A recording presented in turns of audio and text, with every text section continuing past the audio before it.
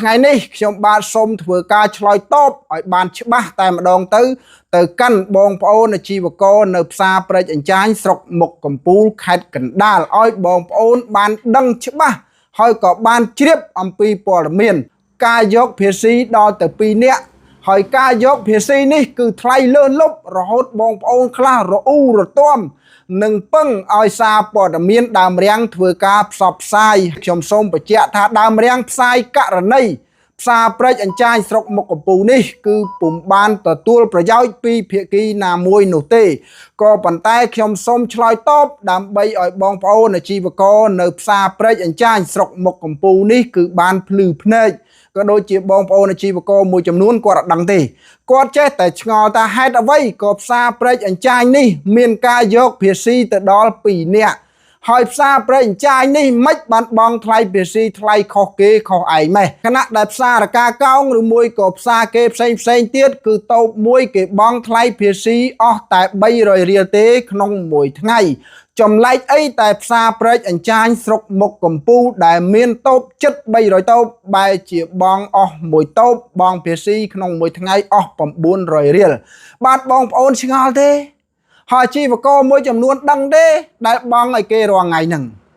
ខ្ញុំសូមបញ្ជាក់ថាអញ្ចេះកាលពីកន្លងទៅនេះដើមរាំងប្រើពាក្យថាម្ចាស់ផ្សារព្រែកអញ្ចាញធ្វើស្រែលើខ្នងរាសកាលនោះគឺផ្សព្វផ្សាយនេះគឺនិយាយសម្ដៅទៅប្អូនស្រីសុកជាដែលជាម្ចាស់ទីតាំងផ្សារព្រែកអញ្ចាញខ្ញុំបាទសូមបញ្ជាក់ជូនអាជីវករឲ្យបានច្បាស់ថាប្អូនស្រីសុកជានេះ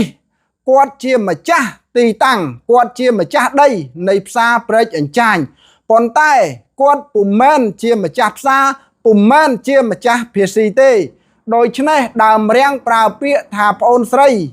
សុកជាធ្វើស្រែលើខ្នងរាសនេះគឺមានន័យថាប្អូនស្រីសុកជានេះបន្លំយកលុយពីបងប្អូនអាជីវករស្រស់តែម្ដងក្នុងមួយតូប600រៀលក្នុងមួយថ្ងៃមិនបានខ្ញុំថាប្អូនស្រីសុកជាឯងបន្លំដើរយកលុយគេរាល់ថ្ងៃរាល់ព្រឹកនេះបាទអើយបងប្អូនអាជីវករល្មមឈប់បង់លុយឲ្យប្អូនស្រីសុកជាហើយបាទបើបងប្អូនបង់លុយឲ្យប្អូនស្រីសុកជាថ្លៃជួលតូបក្នុងមួយខែ70000រៀលគឺជារឿងត្រឹមត្រូវព្រោះអីដីរបស់គាត់បាទទីតាំងរបស់គាត់បងប្អូនជួលតូបរបស់គាត់មានន័យថាយើងលក់ដូរនៅលើដីឯកជនរបស់ប្អូនស្រីសុកជាដូច្នេះបងប្អូនបង់លុយឲ្យគាត់ក្នុងមួយតូបមួយខែ70000រៀលនេះគឺជារឿងត្រឹមត្រូវហើយរវាងបងប្អូនអាជីវករនិងប្អូនស្រីសុកជាដែលជាម្ចាស់ដីម្ចាស់ទីតាំងនៃផ្សារព្រែកអញ្ចាញស្រុកមុខកំពូលក៏ប៉ុន្តែ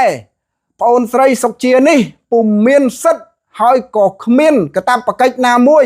ដែលមានសិទ្ធិដើរប្រមូលភាសីពីបងប្អូនប្រជាពលរដ្ឋអាជីវករយើងក្នុងមួយថ្ងៃ600រៀលនោះទេខ្ញុំសូមបញ្ជាក់ឲ្យបងប្អូនអាជីវករផ្សារព្រែកអញ្ចាញនោះឲ្យបានយល់ច្បាស់ហើយឲ្យបានភ្លឺភ្នែកថាផ្សារព្រែកអញ្ចាញនេះថ្មីត្បិតតែជាទីតាំងផ្សារឯកជនរបស់ប្អូនស្រីសុកជាក៏ពិតមែនក៏ប៉ុន្តែជាគម្រោងវិនិយោគរបស់រដ្ឋម្ចាស់ផ្សារម្ចាស់ភាសីនោះគឺឈ្មោះជួនសៀបាទលោកជួនសៀនេះកាលពីចុងឆ្នាំ2025គាត់បានដេញថ្លៃភាសីផ្សារព្រែកអញ្ចាញនេះក្នុងតម្លៃរហូតទៅដល់32លានរៀលហើយលោកជួនសៀនេះក៏បានក្លាយជាម្ចាស់ភាសីផ្សារព្រែកអញ្ចាញតាំងពីថ្ងៃទី1ខែមករាឆ្នាំ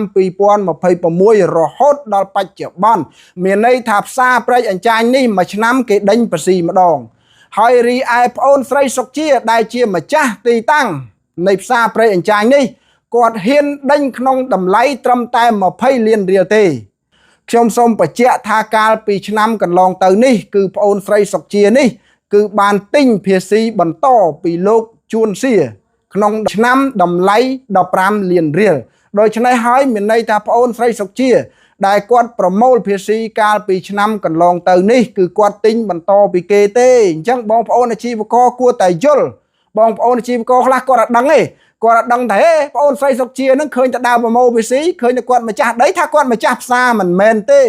តាមពិតទៅប្អូនស្រីសុកជានេះគឺគាត់ទិញបន្តពីគេទេភាសាសាមញ្ញមួយថាគាត់ម៉ៅការបន្តពីលោកជួនសៀទេលោកជួនសៀនេះគឺជាម្ចាស់ផ្សារស្របច្បាប់បាទបងប្អូន